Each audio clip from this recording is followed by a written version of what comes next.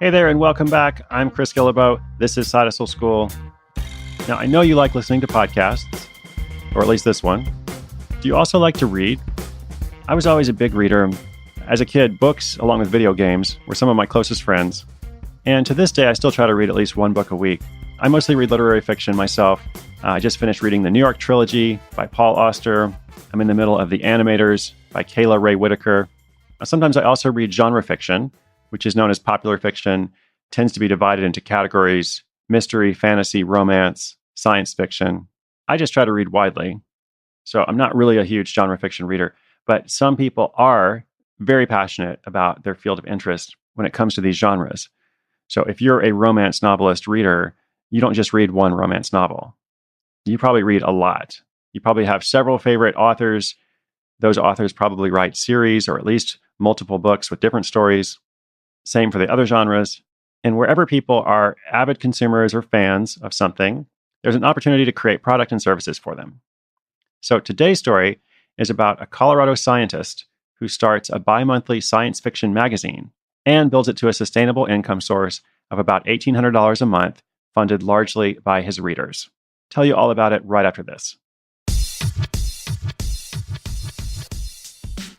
In beautiful Boulder, Colorado, there are 300 days of sun every year.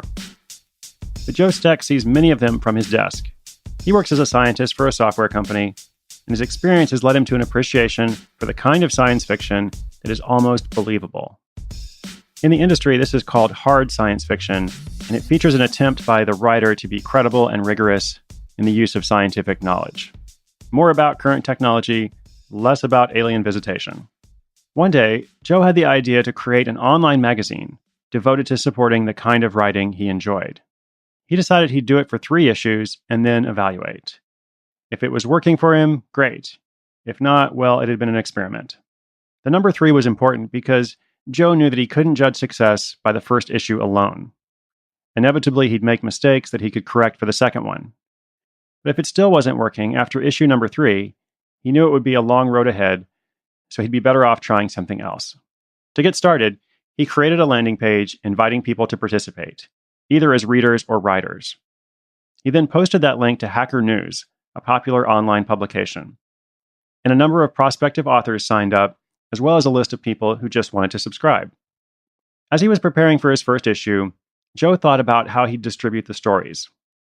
He settled on a model of recruiting readers as supporters. Every story can be read for free on his website, compellingsciencefiction.com, or they can be purchased at a low price for reading on Kindle. He also started a Patreon account at patreon.com.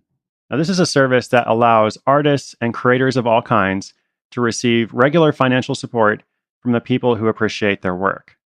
It's kind of like a Kickstarter, but not for one-off contributions, for regular, usually monthly contributions. So people make pledges and their accounts are debited, then the funds are transferred to the creator. Joe was setting all of that up at the same time he was reviewing submissions from writers.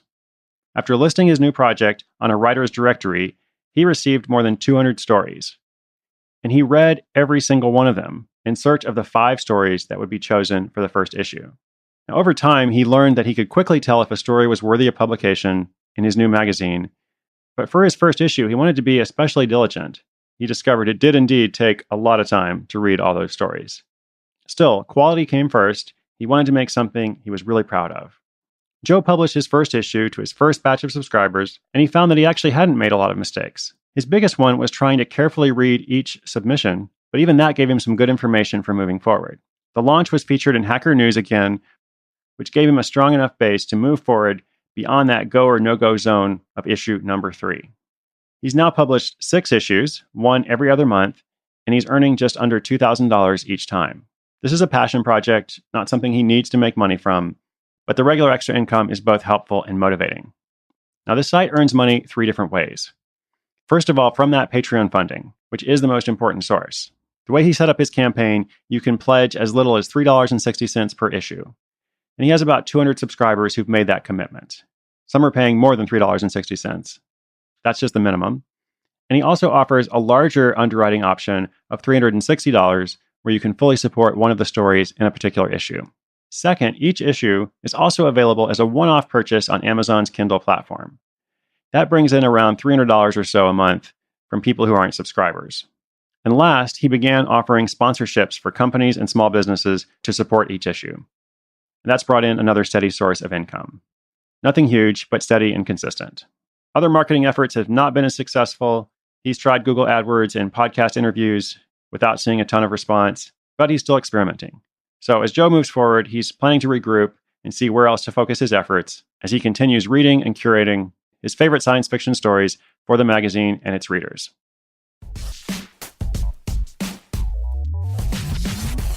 Well, just like yesterday, this story is another example of someone making money doing something they love. And they're not dependent on it, but they're having fun and getting paid. Now, I don't think I've mentioned Patreon before.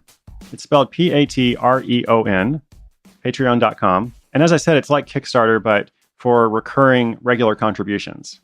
The platform is focused on artists, but they define artists quite broadly. So if you're considering a crowdfunding campaign, or you're just an artist who wants more sustainable income, consider taking a look. And if you're in that situation and trying to decide, well, what's better, Kickstarter or Patreon, ask yourself, are you making something once and then it's done, like a product? Or are you making something that will be published over and over or recreated over and over, like Joe's science fiction magazine? If you're making a product and then it's done, Kickstarter, Indiegogo, something like that might be better. But if you're making regular work, like the magazine, then Patreon might be worth a look. This was episode number 103. We are rolling along. To find the show notes for today, check out Joe's site, read more about Patreon. Just come to sidehustleschool.com/103. Thank you for listening. More stories are on the way. I'm Chris Guillebeau for Side Hustle School.